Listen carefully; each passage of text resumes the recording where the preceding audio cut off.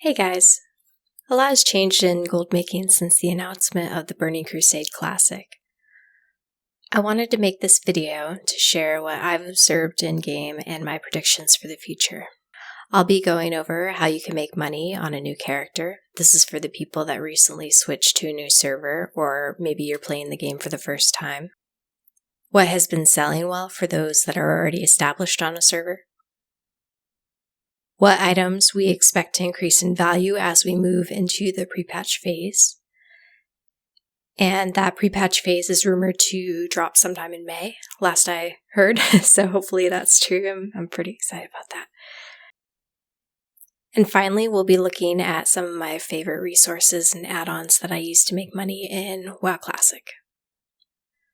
Before we get started, I would really appreciate it if you would subscribe to my channel. It really helps me out a lot. And if you're already subscribed, thanks. Since the Burning Crusade was announced, there have been a lot of new and returning players. There's been a shift in the overall player base as a whole from focusing on endgame content like raiding and high-end PvP to leveling new characters and professions. So this first part is for the new characters that are out there. When I make a new character on a new server, the first thing I like to do is pick up 2 gathering professions. My favorite professions to pick up are skinning, and I'll either pair mining or herbalism with that. Once you have made a good bit of money, you can drop one or both of these professions and pick up something else, or you can keep the gathering professions as they will make you some good money once Outlands is open. Now, this next tip might seem kind of obvious and silly for the MMO veteran, but when I first started playing MMOs, it wasn't very obvious to me, and I remember one of my friends that I was playing with would just say, loot everything, you're leaving things on the ground. And it's true, you should be looting everything. Everything has a value. Whether that be a gray item that you can sell to a vendor or white items that go into crafting that you can sell to other players, everything has a value. As you're playing the game, you should be checking the price on everything before you decide what to do with an item. Use an auction house add-on such as TSM, Auctioneer, or Auctionator to give you some information about your items.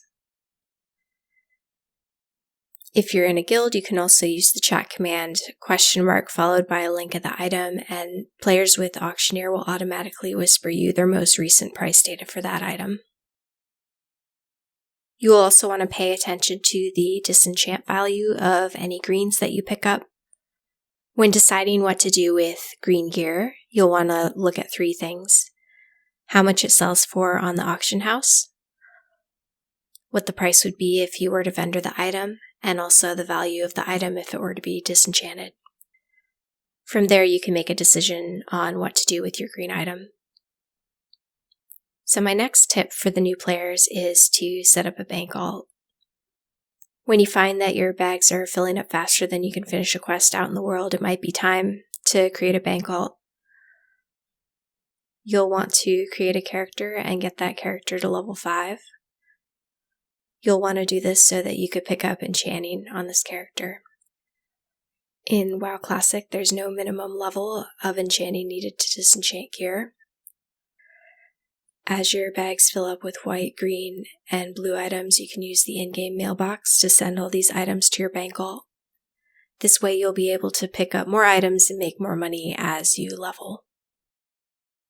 These next few tips are for both the new players that are leveling and for established players.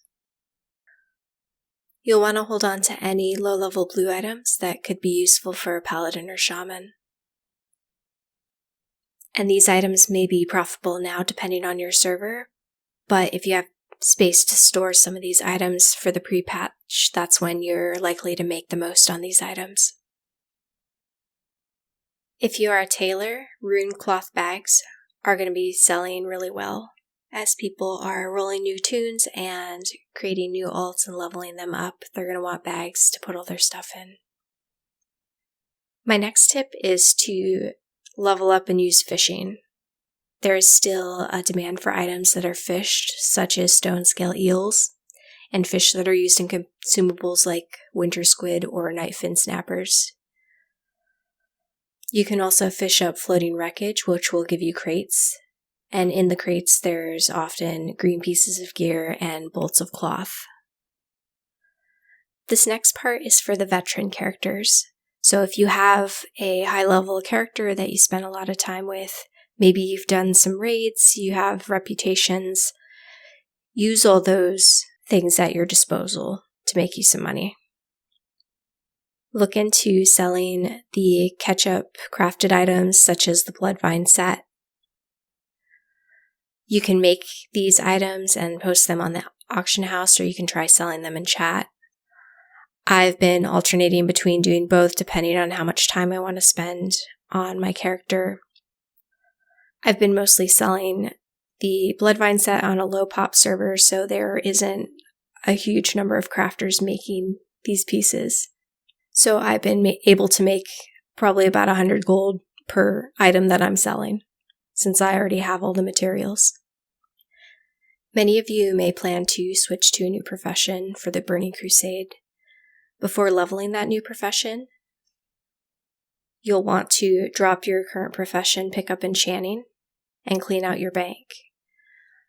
If you're like me, you've been hoarding every piece of gear that you've ever used, so every blue, every epic that you have, you'll want to go through and just disenchant anything that you don't see yourself using in the future. Large brilliant shards are going to still be used in brilliant mana and wizard oils in the Burning Crusade because they're arguably a little bit better than the Burning Crusade version of mana oils. And the last tip I have for you is to make items that are consumed, and your mileage may vary depending on the server. I had mentioned how there's been a shift in player focus away from raiding. Of course, the shift doesn't mean that everyone quit raiding. So some raid-related items will still be profitable to make, but typically we will need to scale down how many we're trying to sell at a time. I made a video a little over a month ago talking about how I made 20,000 gold in a month. And with this shift, I'm making less with alchemy and tend to stick to the lower cost, higher margin crafted items since the prices have been dropping a lot on the materials used for crafting. So now I want to talk about some of the tools that I use. The first one is an in-game add-on called Trade Skill Master. I use Trade Skill Master to track how much I buy and sell things for. It also calculates my profit when I'm crafting and gives me a rough idea how much money I can make off a given thing. If you want to see more about how I use TSM for crafting, I'll link my video about how I make money with alchemy in the description below. I use the add-on Auctionator to post my auctions, and this is more of a preference thing. You can quickly post your items with TSM or Auctioneer as well. I just prefer the interface for Auctionator. And the last add-on that everyone should have is an add-on that tells you the vendor sell price. This way, you know if something isn't worth your time or worth your bag space, you'll be able to delete it and create some more space. The next tool that I like using is a website called nexushub.co. This is a historical pricing database, and it functions a lot like TSM does for World of Warcraft Shadowlands. If I'm playing on a new server and don't have much information about an item I want to buy and sell, I'll check here and see what the pricing trends have been. Now I want to tell you guys my predictions that will affect my money-making strategies in game based on the upcoming phases. In the pre-patch phase, Blood Elf and Draenei races will become available for play. There is also a strong chance that jewel crafting up to skill level 300 will become available as well.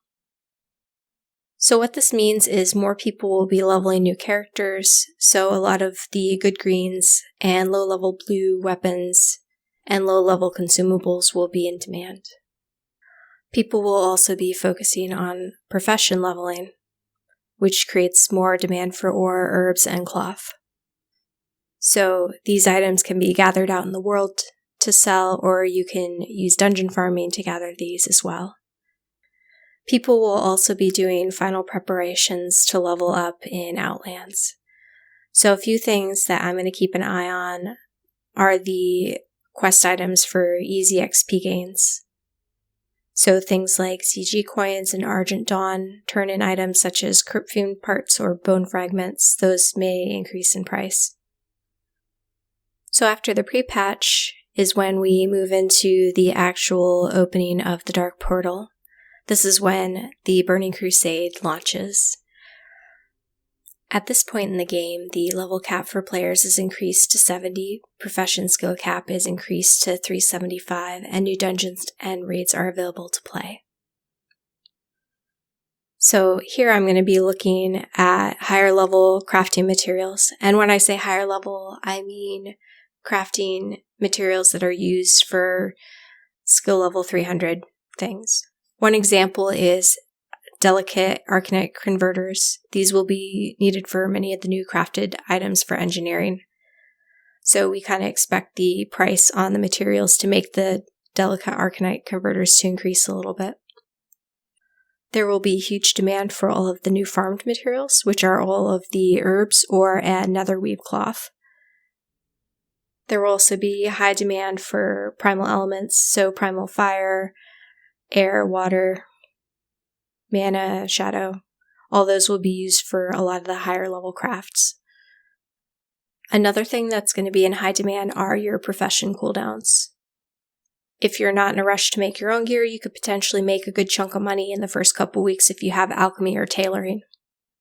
The different spell cloths that are crafted on cooldown will be selling at a premium, since they're used in a lot of the tailor-specific gear. If you are an alchemist, transmuting primal might on cooldown could make you some serious gold. If you plan on being an alchemist or a tailor, make sure you level your professions to 300 before the Dark Portal opens, so that you can quickly get up to the level requirement for making these transmutes.